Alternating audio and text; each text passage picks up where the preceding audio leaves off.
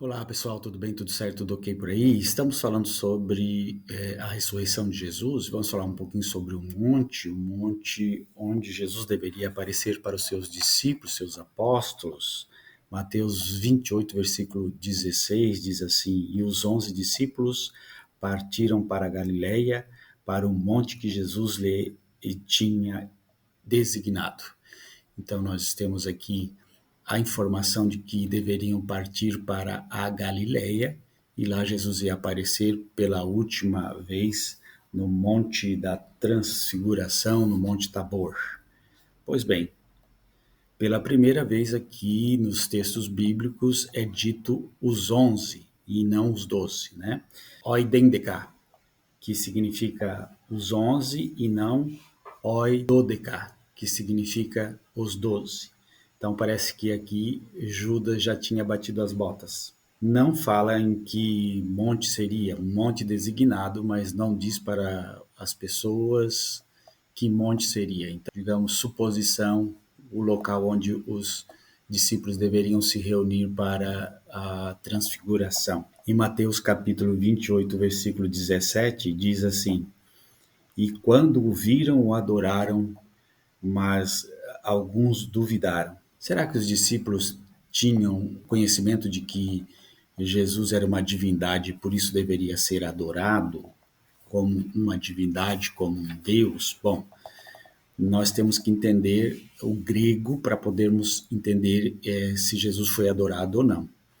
Para a construção da palavra adoração no grego, precisa-se de dois verbos: epsan, que significa cair, proseknesan, que significa prostrar-se diante, fazer referência. Isso nós temos em Apocalipse capítulo 4, versículo 10, que diz: os 24 anciões prostraram-se diante. Apocalipse capítulo 5, versículo 14, prostraram-se e adoraram o que vive para todos sempre. E Apocalipse 7, 11, prostraram-se diante e o adoraram. Também tem Apocalipse capítulo 11, 16, prostraram sobre o seu rosto e adoraram. Apocalipse capítulo 19, versículo 4, prostraram-se e adoraram a Deus sentado no trono. Pois bem, para que houvesse adoração, era necessário que estivesse diante de alguém. E aqui, no caso, o texto bíblico não expressa esse epsen poseknesan, o verbo epsen, que significa estar, cair, e prosekunesan, que significa diante de. E no caso do texto de Mateus 28, 17, diz que apenas o adoraram, estiveram na presença de. Então ficou claro para nós? Para haver adoração, tem que sempre usar o verbo epesen e prosekunesan. E no caso de Jesus, não foi usado diante de, se ajoelharam diante de, só disseram que adoraram. E para haver uma adoração de uma divindade, precisa-se prostrar diante, estar diante.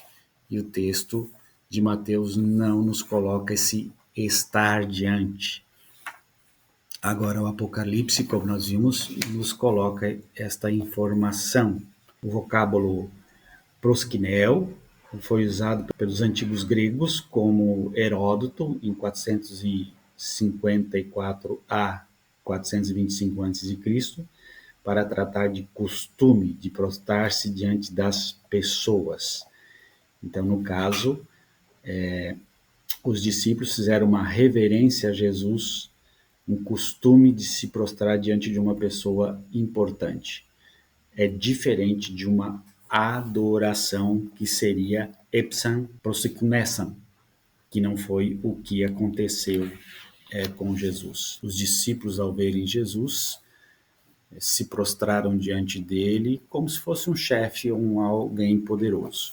Agora, no texto do Apocalipse, deixa claro que prostraram-se diante de, quando existe essa expressão diante de, a informação é de que se prostraram diante de uma santidade. Quando não existe essa informação, significa que foi um prostrar-se de reverência e não a uma santidade.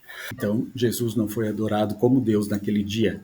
A palavra coedistação, mas eles duvidaram, gera grandes problemas, porque como que os discípulos já tinham visto Jesus ressuscitado antes, ele já tinha aparecido, e agora na transfiguração ele vem de novo e se apresenta, e os discípulos ainda duvidam de Jesus? Quem foram os discípulos que duvidaram de Jesus? Foi João? Foi Mateus? Foi Pedro? Nós temos aí na patrística o Tácito, né, um pai da igreja, que diz que Jesus ficou indignado com a falta de fé dos discípulos ali na montanha. Diz assim: mas os 11 discípulos foram para a Galileia, para o monte onde Jesus os havia designado, e vendo-o adoraram, mas houve dos que duvidaram. E quando eles estavam sentados ali, ele apareceu a eles novamente e os censurou. Ficou bravo por falta de fé e dureza dos corações. Aqueles que ouviram quando ele ressuscitou e não creram. Ué, se já tinham visto que ele ressuscitou, por que ainda não estavam crendo? Porque ainda não tinham esse conhecimento de que Jesus era uma divindade. Não estavam esperando a ressurreição de corpo e carne, espírito, não tinham essa dimensão, essa ciência. Então, Tácito nos diz aí que Jesus estava indignado com a falta de fé dos discípulos. Mateus capítulo 16, versículo 14 diz assim: finalmente apareceu aos 11, estando eles assentados juntamente, e lançou-lhes o rosto à sua incredulidade e dureza de coração, por não haverem crido nos que o tinham visto e ressuscitado. Por que razão Marcos coloca que alguns discípulos duvidaram? Quais foram esses discípulos que duvidaram? Por que no cenário das aparições de Jesus se fala em alguns apóstolos e outros não? Por que eles desaparecem? Por que não tem evangelho segundo, por que não tem evangelho segundo Tiago? Por que só tem esses 4 evangelhos como inspirados? Onde estão os outros apóstolos? Será que eles voltaram realmente para Jesus? Mateus 28, versículo 19. Portanto, ide e ensinai a todas as nações, batizando-as em nome do Pai, do Filho e do Espírito Santo. Que nações são essas? Que todas as nações são essas que Jesus queria que fosse ensinar? Existe aqui uma trindade quando Jesus diz em nome do Pai, do Filho e do Espírito Santo? Existe uma ideia de trindade em Mateus? Claro que não. Mateus não fazia, nem pensava, nem articulava na sua inteligência que se trataria de uma trindade quando ele disse em nome do Pai, do Filho e do Espírito Santo. Atos dos Apóstolos, capítulo 2, versículo 38, diz assim: e disse-lhe Pedro, arrependei-vos, e cada um de vós seja batizado em nome de Jesus Cristo, para perdão dos pecados, e recebereis o dom do Espírito Santo. Então você vê aqui que Pedro está dizendo que é em nome de Jesus, não é em nome do Pai, nem do Filho, nem do Espírito Santo, só de Jesus que deveria ser se arrependido e receber o dom do Espírito Santo. Atos capítulo 8, versículo 16. Portanto, não havia ainda descido sobre nenhum deles, mas somente havia sido batizado em nome do Senhor Jesus. Então, batismo em nome de Jesus, não em nome do Pai, do Filho e do Espírito Santo. Ainda Atos capítulo 10, versículo 48, e ordenou que fossem batizados em nome de Jesus Cristo. De novo, não em nome do Pai, do Filho e do Espírito Santo, mas em nome de Jesus. E para terminar, Atos 19, 5. E os que ouviram foram batizados em nome do Senhor Jesus. Novamente, não em nome da Santíssima Trindade, mas apenas em nome de Jesus. Então, quando se fala em nome de Jesus, não significa unidade entre as três pessoas. Quando se fala em nome do Pai, do Filho e do Espírito Santo, não está se dizendo exatamente que é uma unidade entre essas três pessoas, que essas três pessoas têm a mesma substância, são iguais em tudo, e é três em um, nada disso os discípulos, os apóstolos tinham em sua mente quando falavam sobre isso. Podemos perceber também que em Gênesis 48, versículo 15 a 16, diz: E abençoou a José, o anjo, que me tem livrado de todo mal. Abençoe esses rapazes, seja neles chamado o meu nome e o nome dos meus pais, Abraão e Isaque, e cresçam em multidão no meio da terra.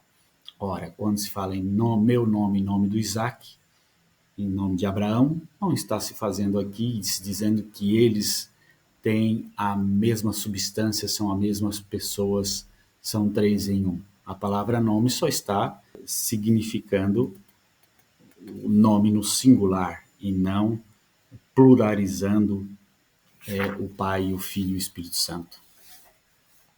A Bíblia, quando fala nome de fulano, nome de ciclano, está referindo-se a pessoas distintas, não a mesma pessoa, como a igreja tenta dizer que é sobre a Santíssima Trindade.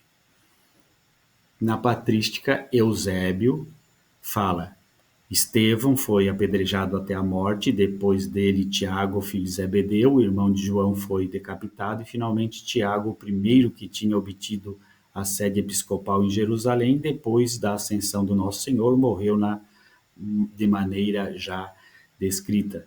Mas o resto dos apóstolos tinham sido expulsos da terra da Judéia, foram todas as nações para pregar o evangelho, confiando no poder de Cristo, que lhe disse: Ide e fazei discípulos de todas as nações em meu nome. Então Jesus pede para fazer discípulos em nome dele, não em nome do Pai, em nome do Filho e em nome do Espírito Santo. Portanto, a teologia da Santíssima Trindade é um absurdo, não está no texto bíblico. Muito bem, vamos ficando por aqui. Um grande abraço. Tchau, tchau.